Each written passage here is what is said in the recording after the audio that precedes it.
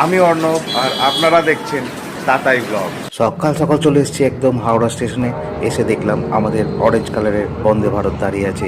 আমরা যাচ্ছি পুরী। দরজা বন্ধ হওয়ার আগেই উঠে পড়লাম ট্রেনে এবং তারপর শুরু করলাম ট্রেনের ইন্সপেকশন। ভেতরে ঢুকে দেখলাম সবাই যে যার নিজের জায়গায় ঠিকঠাক বসে আছে এবং মালপত্র মাথার উপরে তুলে দিয়েছে। তারপরে চলে গিয়েছিলাম বন্দে ভারতের বাথরুমে, দেখলাম ভেতরে কি আছে। হ্যান্ড ওয়াশ আছে, এখানে একটা কল আছে, বেসিন আছে। হ্যাঁ, সুইচ টিপলেই ডোরটা অটোমেটিক খুলে যাচ্ছে।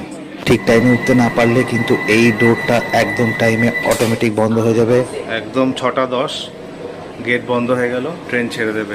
তারপরেই আমরা হাওড়া স্টেশনকে বাই বাই জানিয়ে চললাম পুরীর উদ্দেশ্যে। সিটে বসেই প্রথমে চেক করে নিলাম ফুড ট্রেটা ঠিক করে কাজ করছে কিনা, পাদানিগুলো ঠিক আছে কিনা। তারপর ট্রেন থেকে যে ফ্রিতে নিউজ পেপারটা দিয়েছিল সেটা পড়তে পড়তে, আর রেল নিরের যে 1 লিটার জল দিয়েছিল